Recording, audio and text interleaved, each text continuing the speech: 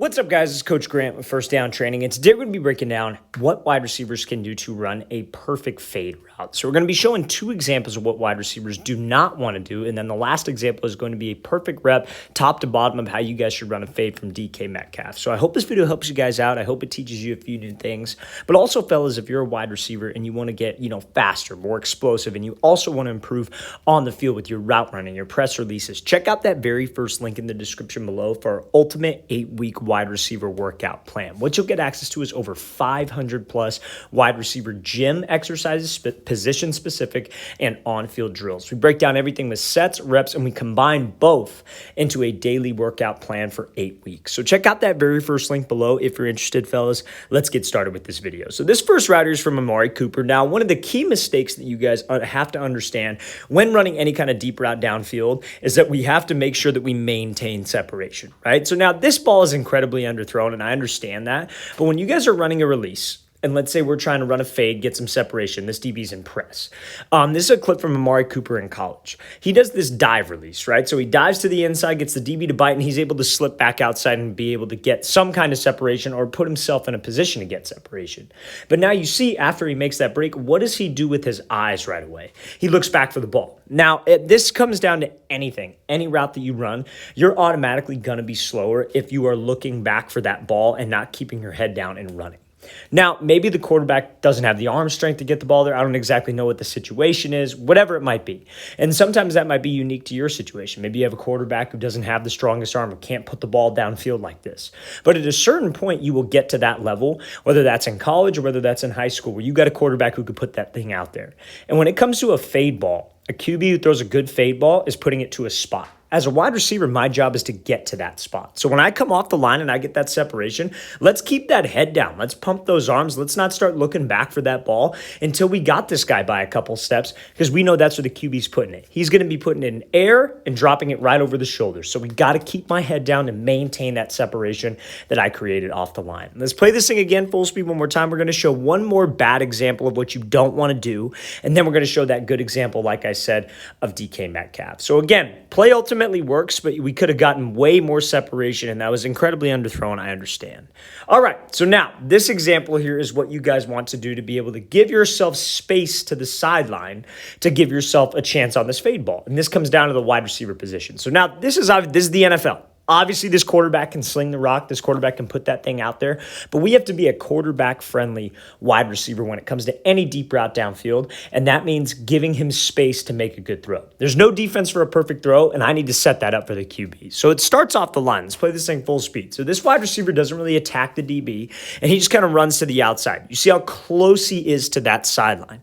That's a problem, because that is a very, very tough throw for that QB, and he has to put it in an absolutely perfect spot, and that is incredibly challenging to do when it's 30 yards downfield. So how could we be better on this type of play? So this happens to a lot of wide receivers. Now, this DB's lined up inside shade, right? He's inside shade because he's not trying to let you go here. He's trying to force you outside. So I don't actually threaten him to the inside. He is not going to move. And if I just take off and run to the outside, he's going to get hands and squeeze me to that sideline, because that's his whole MO. That's what he wants to do. The sideline is his help, especially when you're manned up on the outside. So, as a receiver, I can't come off with a move that just works laterally. You see how this receiver stays behind the line of scrimmage? That's not going to get this DB to bite.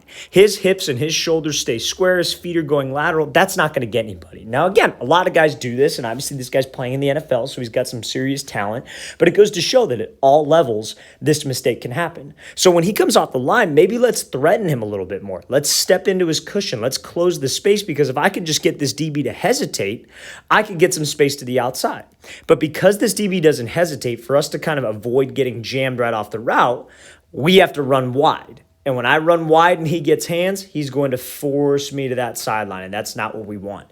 In theory, what we would like to do is we'd like to attack this DB here, threaten him to the inside, because that's where he doesn't want me to run, and that can move him off the platform, and I can be hip to hip with him. What I mean by hip to hip is getting skinny.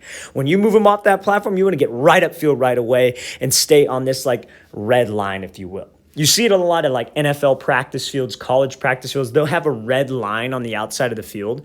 That's for wide receivers to stay on that red line, to know where they should be on a fade ball to give the QB enough space to throw you open. But if we just run and we just run to that sideline, we don't threaten to the inside, we're not hip to hip getting skinny, we are not going to be able to get space on this fade ball. So let's play this thing again full speed. Then we'll show this clip from DK Metcalf on what you should do and how you guys can run that perfect fade route. Obviously, great defense from that DB.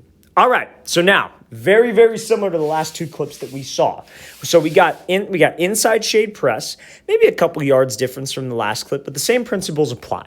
If I'm going to be running a fade route right here against this type of look, I want to make sure that I attack this DB and threaten him where he doesn't want to go. And where he doesn't want to go is the inside. That's where he doesn't want me to go, I should say.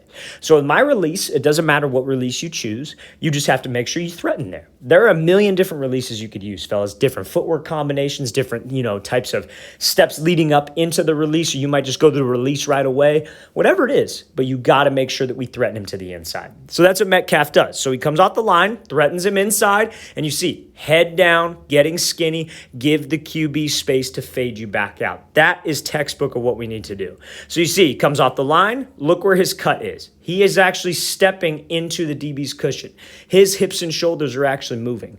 This is 10 times different than the last example that we saw. Now, obviously, we had a little bit more space from the DB off the line, but just because there's space doesn't mean that the principles don't apply. If this DB's right up on the line, I do the exact same thing, except I don't attack him. I don't close the space. Nothing changes conceptually. The release might change, but nothing changes conceptually.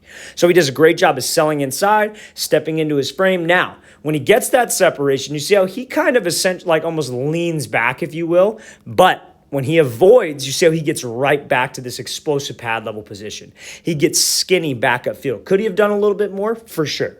But he doesn't run away from him and he doesn't go straight towards the sideline. He tries to stay as tight as possible, gets back into the cushion of this DB, if you will, tries to get skinny, but also, like we compared to the first clip, head down, pumping those arms. Because we get separation, but let's keep that separation. Let's make sure that I have a step or two on this guy so my QB could fade me open, and he has a very, very easy throw. You don't understand from a quarterback perspective, a guy who could throw a deep ball, it is so dang easy if you get this guy by a step and you give me space to the sideline.